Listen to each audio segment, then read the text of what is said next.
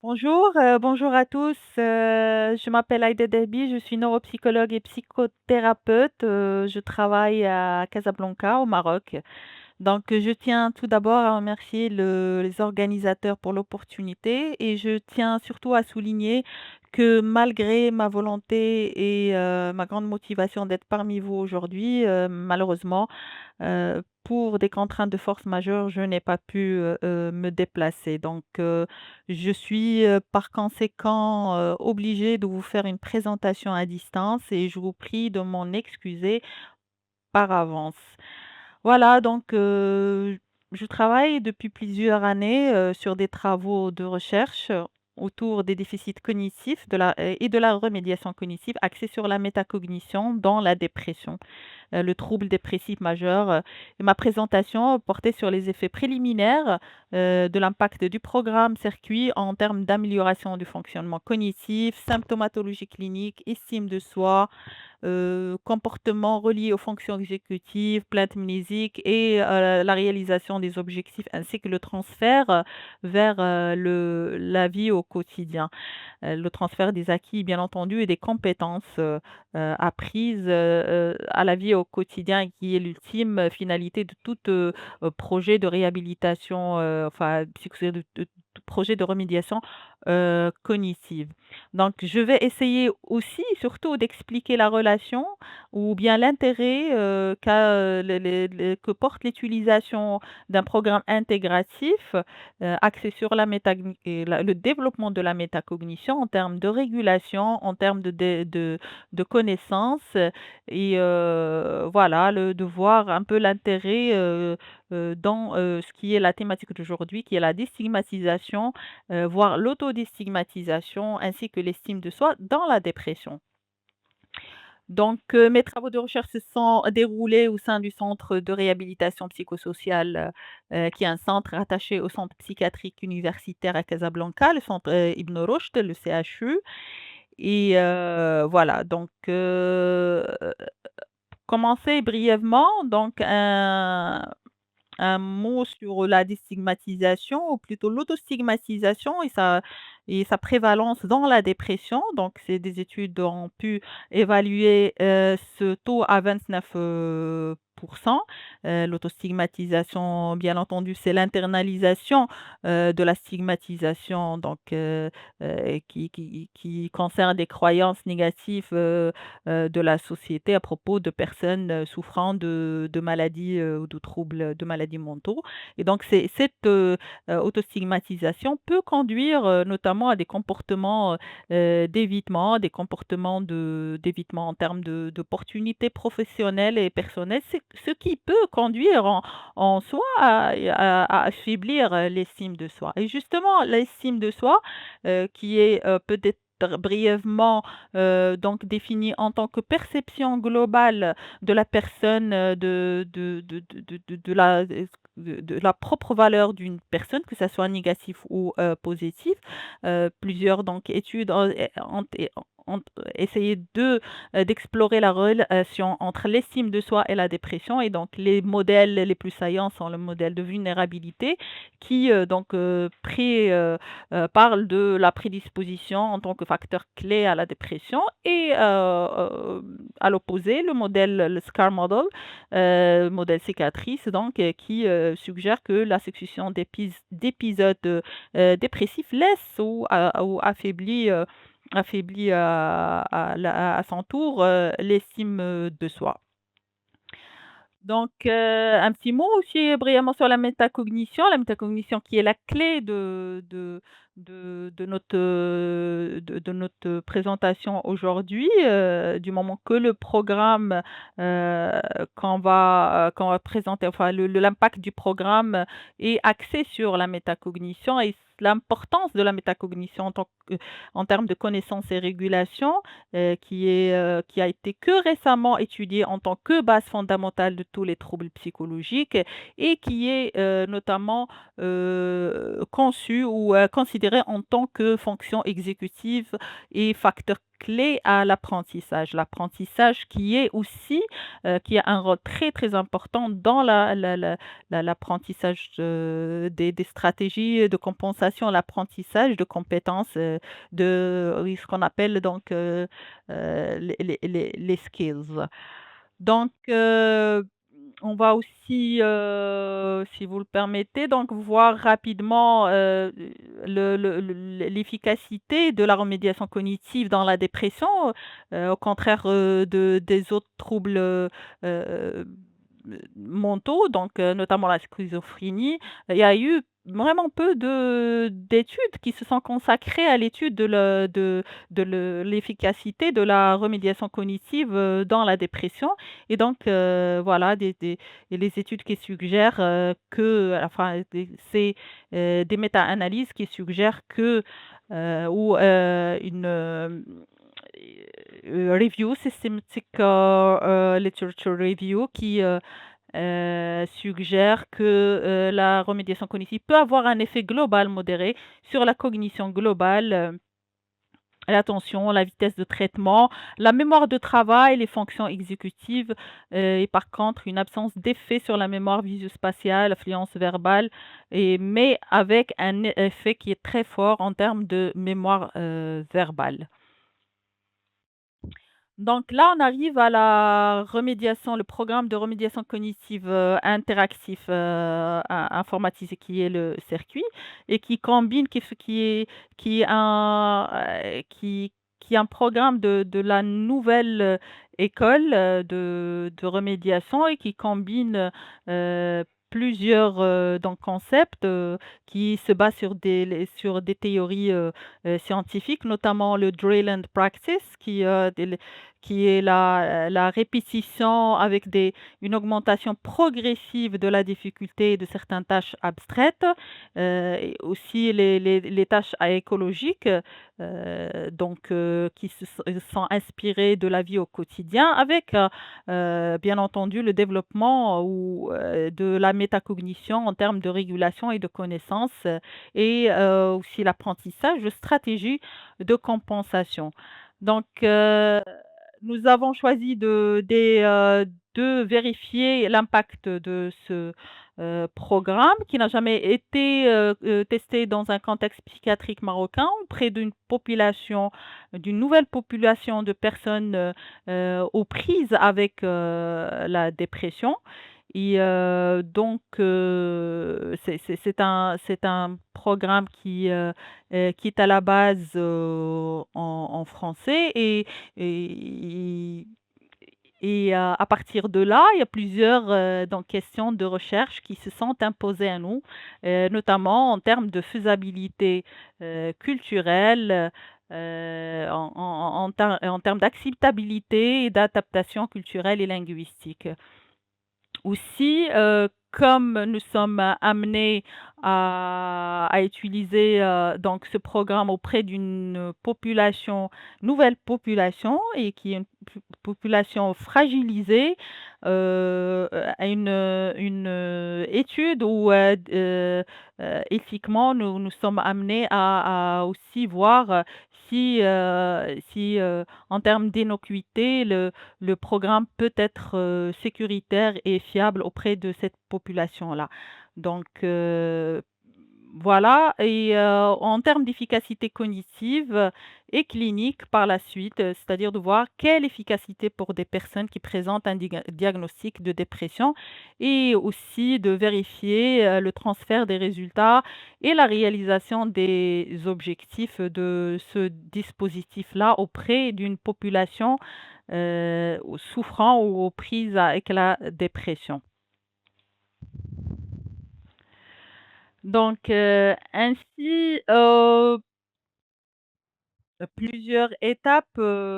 voilà. Donc, avant de parler des étapes, donc, dans le processus de faisabilité, d'adaptabilité, culturelle linguistique, du programme et aussi de vérifier son impact.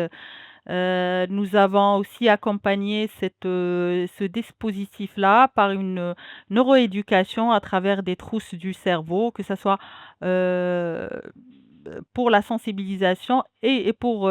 c'est-à-dire développer ce qu'on appelle la littératie en termes de santé, cognitive auprès des personnes, elles-mêmes souffrantes, de dépression et aussi, auprès, des personnes ou des membres de l'entourage ou des personnes qui prennent soin de ces personnes malades. Donc comme, déjà précisé, le programme Circuit qui vise, le développement, de la neurocognition est constitué dans sa majorité d'un ensemble d'items, images, scénarios présentant une neutralité culturelle. Et c'est une chose que nous avons souhaité, vérifier, auprès d'une population, de personnes souffrant de dépression, au Maroc, une population qui est bilingue au francophone. Donc, nous avons, voulu, tester ou voir, un petit peu la facilité de compréhension des contenus et la clarté des consignes, l'ergonomie, la facilité de navigation et de repérer, éventuellement les difficultés techniques, repérer aussi les éléments linguistiques et culturels qui peuvent être inadaptés au contexte local, et aussi de vérifier l'acceptabilité à travers des questionnaires et des entretiens, des entretiens, par la suite, et le tout dans le concept ou le contexte d'une étude qui est qualitative, à la fois qualitative et descriptive. Donc les résultats, cette revue technique a été, menée auprès d'un groupe de personnes qui sont sans diagnostic et qui, volontaires et qui ont pu donc, suivre tout le dispositif, du protocole de recherche, c'est-à-dire, en intégrant aussi les trousses, du cerveau, en intégrant la totalité du programme, que ça soit en termes de tâches abstraites, en termes de tâches écologiques, les stratégies de compensation et le tout. Voilà donc, les résultats de cette revue ou cette étude qualitative et descriptive, suggèrent que, le programme, bénéficie d'une neutralité culturelle majoritaire et surtout en termes, de tâches abstraites, qui présentent des items, images et scénarios et donc, dont le concept dans le voilà, la définition est internationale. Et en termes de tâches écologiques, donc nous avons, heu, procédé à l'adaptation, procédé à à essayer d'enlever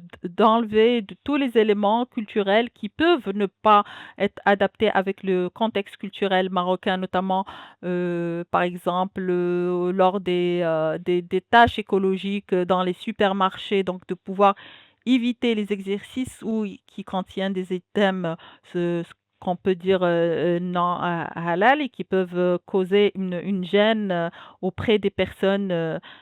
souffrant de la dépression dans un contexte psychiatrique, marocain. Aussi, nous avons vérifié, par rapport à tout ce qui est nom et heu nom propre ou nom de ville ou d'endroit, le degré d'acculturation de la personne, de la personne participante à cette recherche et donc nous avons, en fonction, gardé ou pas, en fonction, le degré d'acculturation de la personne, et donc ça a pu, rentrer aussi dans tout ce qui est, individualisation et qui est, la base de tout projet de remédiation cognitive, c'est-à-dire individualiser, personnaliser, heu, l'intervention auprès de chaque, patient selon, son propre fonctionnement, ses points forts, ses points faibles et aussi ses spécificités, que ce soit en termes, de fonctionnalité ou en tant que personne, et cetera, et cetera. Donc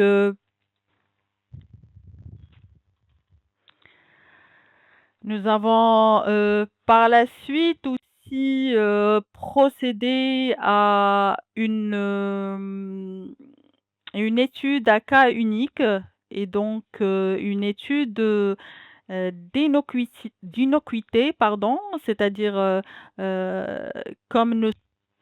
comme nous sommes en face, d'une utilisation qui est pionnière dans la dépression et selon les principes d'éthique, des psychologues, de l'APA, donc Do No Harm, nous avons préféré donc commencer à un cas unique, pour pouvoir tester, s'il n'y a pas d'effet indésirable à l'utilisation ou à l'intensité ou à la aux situations d'apprentissage, ou au dispositif du protocole de recherche en général, sachant que, les situations d'apprentissage peuvent, générer, du stress, sous-jacent et donc il faut être, extrêmement, extrêmement, à attentionné, extrêmement à l'écoute, et pour ne pas, induire ou, créer des effets qui sont indésirables. Donc, les patients doivent être bien calibrés et en fonction de leur potentialité, individualisée afin de ne pas rajouter un stress qui aurait un effet contre-productif. Par exemple, lors de propositions d'activités pédagogiques mal calibrées et trop exigeantes, une mauvaise calibration peut induire à la fois un déséquilibre de la balance coût-bénéfice. Donc, on a été amené à faire cette, heu, cette première étape. Ensuite, nous avons mené une étude de cas, multiples auprès de plusieurs, personnes et avec un protocole de recherche assez intense, mais individualisé toujours dans la bienveillance et cette étude à cas, multiples a été très intéressante en termes de résultats. Donc nous avons, pu, constater, nous avons pu constater, une amélioration significative de l'échelle globale des fonctions exécutives, et qui est corrélée avec l'amélioration marquée de l'indice de fonction métacognitive ainsi, du sous-domaine, de l'initiative. Où il y a aussi une diminution significative chez tous les participants en termes de symptomatologie de la dépression, une amélioration significative, chez le premier cas et le troisième de l'estime, de soi et aussi une atteinte, une atteinte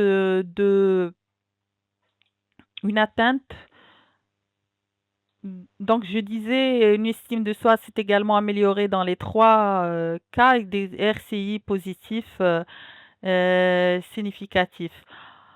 Aussi, ce qui serait intéressant de voir, c'est, également, les retours en termes, de, retours, qualitatifs et qui, reprennent, l'idée comme, quoi donc je disais ces retours qualitatifs ont été très intéressantes, surtout auprès de la première patiente, qui, s'infligeait ou qui, souffrait d'un auto-agisme, la patiente de 62 ans qui a pu profiter pleinement de l'intervention et c'est la patiente qui a, réaliser l'amélioration la plus significative en termes d'estime, de soi. Donc à la fin, on peut dire que le programme est faisable, acceptable et sans, danger pour les personnes, souffrant de dépression et en termes d'effets préliminaires, donc on avait déjà, vu, cela, par rapport à l'amélioration, de l'échelle globale des fonctions, heu des fonctions exécutives et au final et je voudrais là, vous parler, de comme je vous, mentionnais au début de l'intervention que comment l'utilisation de ce programme intégratif et le développement de la métacognition peuvent être intéressants dans la déstigmatisation, voire l'autodestigmatisation, parce que, le programme a développé le sous-domaine, d'initiative qui peut être considéré comme activation comportementale, mais aussi le développement de la connaissance et la régulation de la métacognition en tant, que levier et au fait, tout au long du travail avec les participants, on a pu être, confrontés d'une manière franche mais sérendipitaire à leurs croyances, à leurs distorsions, cognitives et cetera. Donc ce qui peut être, c'est considéré comme passerelle entre, le contenu et le contenant. Donc et au final, donc je souhaite aussi parler de l'effet de normalisation de littératie cognitive qu'offrent les trousses, du cerveau et je vous remercie.